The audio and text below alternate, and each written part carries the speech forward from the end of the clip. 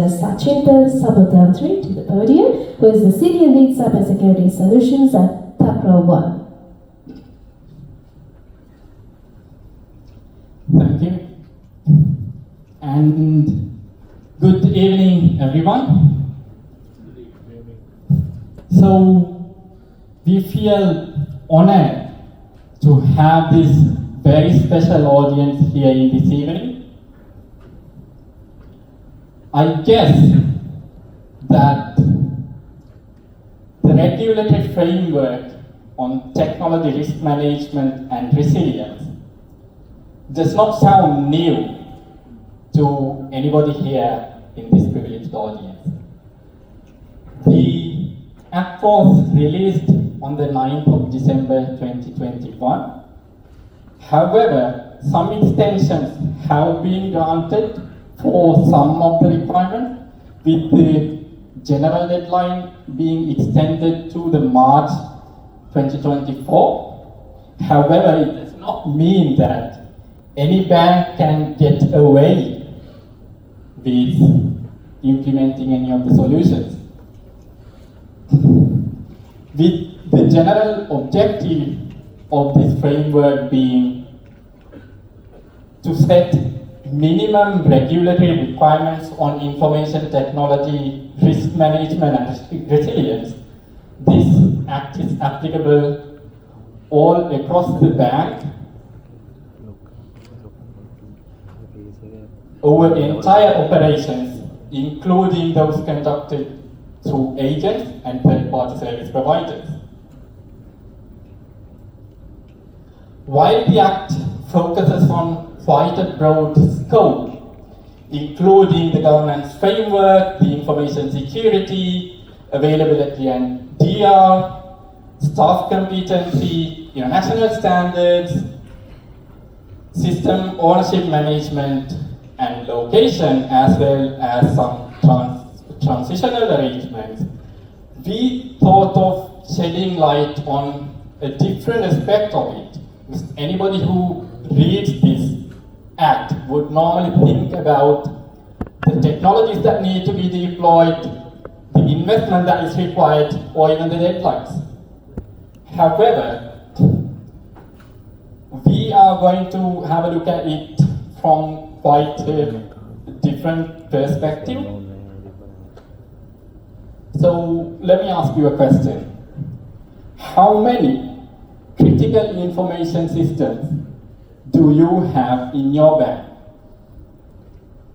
So I know if I ask this question from this audience, the answers may vary slightly depending on the bank, but if you think about the top tier banks, this would be at least 20, maybe even 30.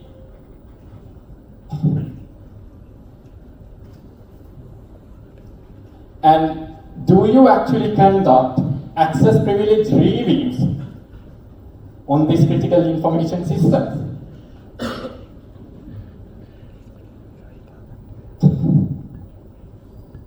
So, least privilege is one of the 4 information security principles. It states that no individual should be given more privilege than is required to perform their duties. This is done in order to prevent any individual exploiting their privileges or misusing their access. So, the access privilege reviews are done in order to prevent privilege creep. So, it goes on to say that privileges no longer required should be revoked. To explain this, so let's say you grant privileged access to a specific user on a temporary basis, maybe to achieve a specific task or maybe to complete a specific project when you enroll them to this project.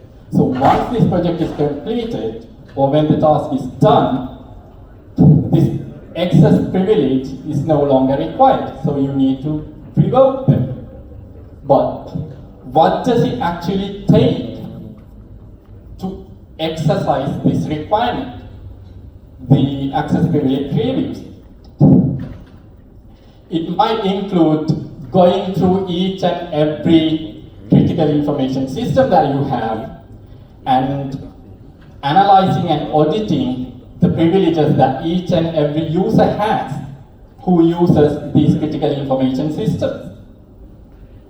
I know some of these aspects can be automated, but at least in the initial phase, can be very resource orientated.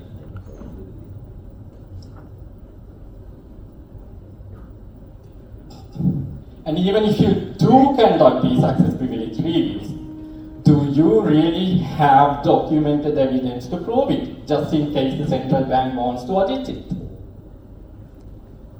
So, the Act says that the licensed banks shall conduct user access privilege reviews at least on monthly basis for critical information systems and on quarterly basis for non-critical information systems. So that sounds a lot.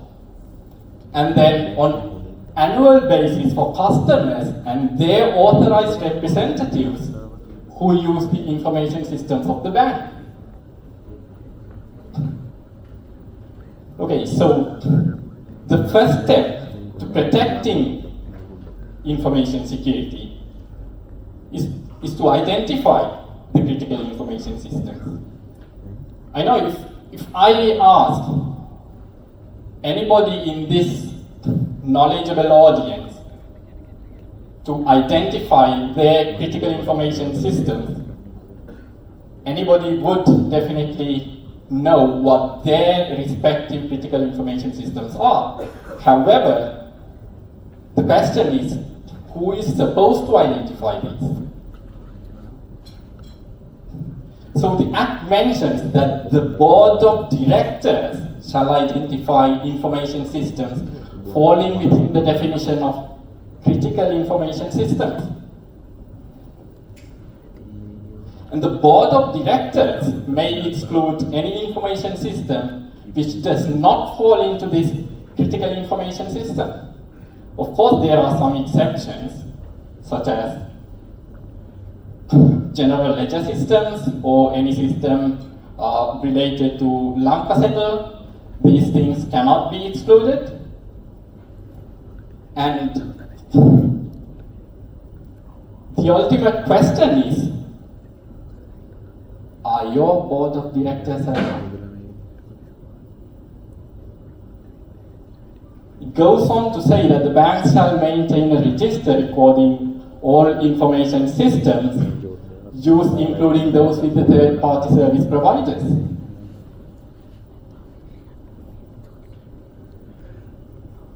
Okay, we shift our focus slightly onto the ethical use of customer data. So it mentions that the licensed banks of Sri Lanka must ensure that the customer data would only be used in ways that the customers would reasonably expect them to be used. So to explain that, a customer might reasonably expect their data to be viewed by internal staff, maybe for the purposes of account maintenance or maybe for audit, but they wouldn't expect you to expose your customer data to any third-party marketing agencies.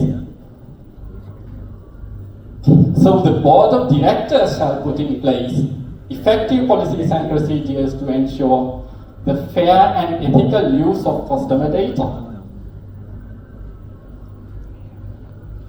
So, after identifying what you need to protect, then you have to implement the protection mechanisms. So, the Act mentions that any electronically maintained data must be classified based on severity and labeled accordingly. And customer data must be encrypted at 3 different levels. Data at REST encryption for data residing at databases and the file level encryption. Data in transit encryption for data in motion, for example, being sent over email or any other message applications. Further, it mentions that if such data in motion also include files which contain customer data, these must also remain encrypted at file level. And full disk encryption for the data which are, the customer data which are exposed to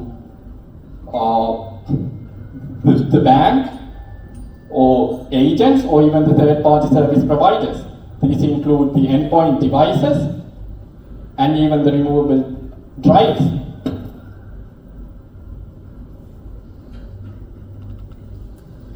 Okay, the app also talks about the implementation of a security operations center, which I'm not going to focus too much today. However, it mentions that all the licensed commercial banks and domestic systemically important banks or DSIBs and other licensed special banks which offer electronic delivery channels other than ATMs must invest on a security operations center. However, the implementation of a standard data loss prevention system is applicable to all the licensed banks. So, this is applicable not only in the banking environment, but also for the agents and third-party service providers to whom the customer data is exposed. Okay, so after identifying what needs to be protected and implementing the protection mechanisms, we also have to think about the information security testing. So the testing happens at several different phases. So the pre-implementation security testing, this must happen prior to the implementation and prior to the implementation of modifications. So SAST or Static Application Security Testing is the shift left approach in software development lifecycle, enabling the developer to identify and remediate vulnerabilities during the coding phase, saving 30% of costs compared to being remediated after development. And then DAST or Dynamic Application Security Testing, taking a black box testing approach, looking at it from the hacker's view, must be also implemented after integration before going live. And vulnerability assessments must be done on critical information systems, and information systems exposed to customer data must be carried out at least on a quarterly basis. So this can be performed either by your internal staff or external experts. And then penetration testing and red teaming exercises must be carried out to evaluate the strength of your information systems to withstand any real-world attack scenarios.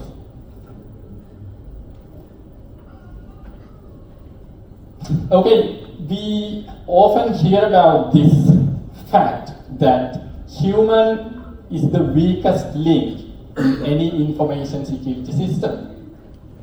So we already found out about the fact that although our knowledgeable audience is very aware and informed, that our board of directors might not necessarily be so. So the Act recommends that all the licensed banks must implement a comprehensive annual training program and awareness program on information security to the board of directors.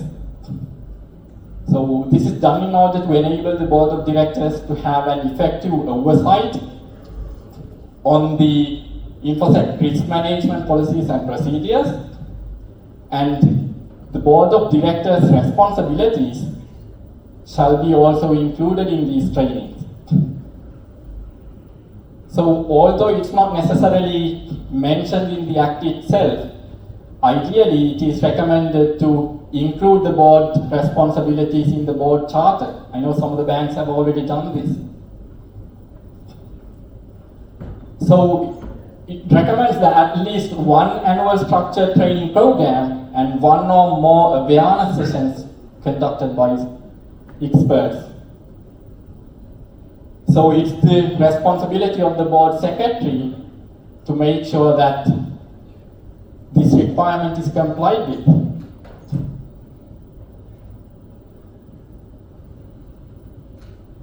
So looking at the big picture of this framework, it's actually quite complete. So if you think about it, first you need to identify your critical information systems and of course the customer data.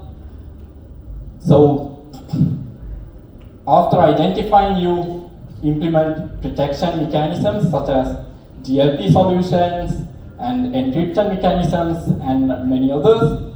And then you need to implement testing both before implementation and after implementation. And then finally provide training not only for the internal staff but also for the board of directors. So let's join our hands together and make this a secure and compliant industry for the better. Thank you all. Thank you very